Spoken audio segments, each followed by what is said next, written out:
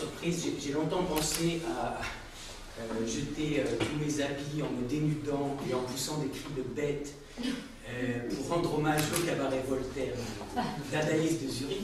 Mais je vais peut-être le faire une autre fois pour vous lire quelques textes. C'est la première fois que je lis ces textes, mais ils me sont vraiment très chers. Pour être sûr de garder votre attention jusqu'au bout, on va faire un jeu. Je ne vais pas vous dire de qui sont ces textes. Je ne pense pas que ce soit très très difficile, mais ce sont des textes d'un auteur très connu, mais peut-être des textes moins connus de l'auteur qui l'est beaucoup plus. Je ne sais pas si je m'explique très bien. Je voudrais commencer avec un texte qui s'appelle, je ne vais même pas vous dire le titre. Je pense qu'il n'en a pas, c'est un titre qu'on lui a donné après coup. C'est un texte excessivement moderne, et pourtant il a été écrit en 1917. Il était une fois une communauté de crapules.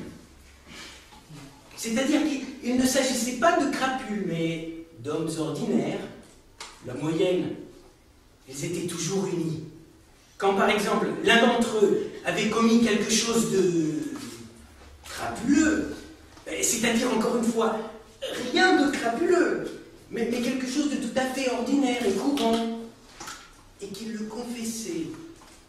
Alors, tous l'examinaient, le jugeaient, l'expiaient, pardonnaient, etc. Ce n'était pas la méchanceté de leur part. Les intérêts de la personne et de la communauté étaient strictement défendus. Et à celui qui s'était confessé, on tendait le complément à la couleur primaire qu'il avait montrée. Ainsi étaient-ils toujours unis. Et même après la mort, ils ne renonçaient pas à la communauté et montaient au ciel en une seule ronde. Tel qu'ils volaient, l'ensemble donnait le spectacle d'une pure innocence enfantine. Mais comme arrivé au ciel, tout se brisait et revenait à ses éléments, il tombait, véritable bloc de roche. Le deuxième texte, c'est un peu pour vous mettre dans une ambiance du texte qui va suivre. Je voudrais que vous imaginiez l'hiver dans une ville d'Europe de l'Est. Ça pourrait être Berlin, ça pourrait être Prague, ça pourrait être Vienne. Je vous donne des pistes. Hiver berlinois 1923, retour à la maison. Je suis revenu. J'ai traversé le couloir et je regarde autour de moi. C'est l'ancienne cour de mon père. La flaque d'eau au milieu. De vieux outils inutilisables mêlés les uns aux autres barrent l'accès à l'escalier du grenier. Le chat guette sur la rampe. Un torchon déchiré et jadis employé est enroulé autour d'un bâton et le vent le soulève. Je suis arrivé. Qui va m'accueillir? Qui attend derrière la porte de la cuisine? De la fumée sort de la cheminée. On prépare le café noir, le café du soir. Te sens-tu chez toi, à la maison? Je ne sais pas. Je n'en suis pas du tout sûr. C'est bien la maison de mon père. Mais chaque chose se tient froidement, l'une à côté de l'autre. Comme si chacune d'entre elles était occupée avec ses propres affaires que j'ai soit oubliées, soit jamais connues. À quoi puis-je leur servir? Que suis-je pour elles? Même moi, le fils du père, du vieux paysan. Et je n'ose pas frapper à la porte de la cuisine. Reste à écouter, seulement de loin. Reste debout à écouter, seulement de loin, pour que je ne puisse pas être surpris en train d'écouter. Et comme j'écoute de loin, je n'entends rien. J'entends juste le léger tic-tac d'une horloge. Ou bien je crois l'entendre, revenant des jours de l'enfance. Ce qui se passe dans la cuisine est le secret de ceux qui y sont assis, secret qu'ils me cachent. Plus on hésite devant la porte, plus on devient étranger. Que se passerait-il si quelqu'un ouvrait maintenant la porte et me demandait quelque chose? Ne serais-je pas moi-même comme un qui veut garder son secret? Alors, le texte suivant s'appelle « Le cavalier au seau à charbon ». Vous savez tous ce que c'est qu'un seau à charbon qu'on utilisait autrefois pour mettre le charbon et pour se chauffer. Plus de charbon. Le seau vide. La pelle ne sert à rien. Le poêle souffle froid. La chambre, bulle de gêne. À la fenêtre, des arbres raides de givre. Le ciel, bouclier d'argent, face à celui qui en attend de l'aide. Il me faut du charbon. Je ne peux tout de même pas geler. Derrière moi, le poêle, sans pitié, tout comme le ciel devant moi. Je dois donc chevaucher juste entre les deux et aller chercher de l'aide chez le charbonnier. Mais il est déjà endurci contre mes demandes répétées. Il faut que je puisse lui prouver que je n'ai plus une seule petite poussière de charbon et que pour cette raison, il est comme moi, tout simplement, l'égal du soleil et du firmament. Je dois aller vers lui comme le mendiant en train de mourir de faim, menaçant de crever sur le pas de la porte, et auquel la cuisinière, voyant ça, se décide d'ouvrir le marc de la dernière tasse de café. De la même manière, le vendeur en colère, mais agissant sous le rayon du commandement « Tu ne tueras point » doit me jeter une pleine pelletée dans le seau. Mon arrivée doit être décisive. C'est pourquoi je monte sur le seau à charbon. Cavalier au seau à charbon, la main levée devant l'anse, bride la plus simple qui soit. Je pivote difficilement dans la descente de l'escalier. Mais en bas, mon seau à charbon s'élève, superbe, superbe. Les chameaux, couchés au niveau du sol, se secouant sous le bâton de leur maître, ne sont pas plus beaux lorsqu'ils se dressent.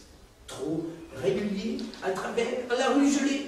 Je suis plusieurs fois soulevé au niveau du premier étage. Je ne tombe jamais jusqu'à celui des portes d'entrée et je flotte exceptionnellement haut lorsque j'arrive devant la cave voûtée du vendeur, cave au fond de laquelle il est blotti, en train d'écrire, assis à sa table. Pour laisser sortir la chaleur extrême, il a ouvert la porte. Charbonnier! Ma voix s'élève rendue caverneuse par la brûlure du froid, tandis que je suis enveloppé par la buée que produit mon haleine. Je t'en prie, charbonnier, donne-moi un peu de charbon. Mon seau est déjà tellement vide que je peux m'en servir de monture. Sois bon, je te paierai quand je pourrai. Le charbonnier met sa main encornée derrière l'oreille. Est-ce que j'entends bien? Demande-t-il par-dessus de l'épaule de sa femme en train de tricoter sur la banquette du poêle. Est-ce que j'entends bien? Il s'agit d'un client. Et je n'entends rien du tout, dit la femme, respirant tranquillement au-dessus de ses aiguilles à tricoter, le dos agréablement chauffé par le poêle. Ah oui, c'est bien ça, dis-je, un vieux client, toujours fidèle. Juste dépourvu de ressources en ce moment. Femme, dit le charbonnier, il y a quelqu'un. Je ne peux pas me tromper à ce point. Il doit s'agir d'un très vieux client, car il sait me parler droit au cœur. Qu'est-ce qui t'arrive? Dit la femme en pressant son tricot un instant sur sa poitrine. Il n'y a personne. La rue est vide. Tous nos clients sont livrés. Nous pourrions fermer la boutique pendant plusieurs jours et nous reposer. Alors, des larmes cruelles causées par le froid me voient dans les yeux, je m'écrie. Mais je suis ici, sur mon seau. Levez donc les yeux, je vous prie. Vous me verrez tout de suite. J'aimerais que vous me donniez une pleine pelletée. Et si vous m'en donnez 2, alors je serai plus qu'heureux. Tous vos autres clients ont déjà été livrés. Ah, si je pouvais entendre les morceaux de charbon claquer dans mon seau. J'arrive, dit le charbonnier, prêt à monter l'escalier de la cave sur ses petites jambes. Mais sa femme est déjà auprès de lui, le retenant par un bras pour lui dire « Tu restes ici. Si tu ne renonces pas à ce caprice, c'est moi qui monte à ta place. Rappelle-toi les fortes quintes de toute cette nuit. » Mais pour une affaire, même s'il s'agit d'une affaire imaginaire, tu oublies ta femme et ton enfant, et tu sacrifies tes poumons. J'y vais. Alors dis-lui toutes les variétés de charbon que nous avons en stock. Je t'indiquerai les prix d'en bas. D'accord, dit la femme. Et elle monte jusque dans la rue. Naturellement, elle me voit aussitôt. Madame, la charbonnière, je vous salue bien respectueusement. Juste une pelletée de charbon. Ici, tout de suite, dans le seau. Je le porte moi-même à la maison. Une pelletée du plus mauvais charbon. Je vous paye la totalité, mais pas tout de suite. Pas tout de suite. Quel son de cloche, ces 4 mots. Pas tout de suite.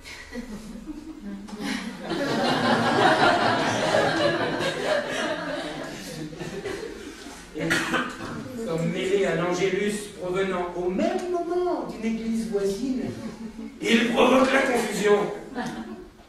Que veut-il donc? Demande le charbonnier.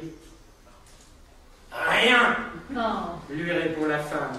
Ce n'est rien. Je ne vois rien. Je n'entends rien.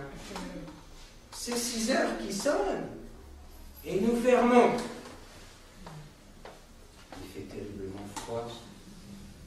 Demain, il est bien possible que nous ayons finalement beaucoup de travail. Elle ne voit rien et n'entend rien. Mais pourtant, elle dénoue le ruban de son tablier et essaye de me chasser avec. Cela réussit, hélas. Mon seau a toutes les qualités d'une bonne monture, mais il n'a pas la force de résister. Il est trop léger, et un tablier de femme le fait s'élever dans les airs.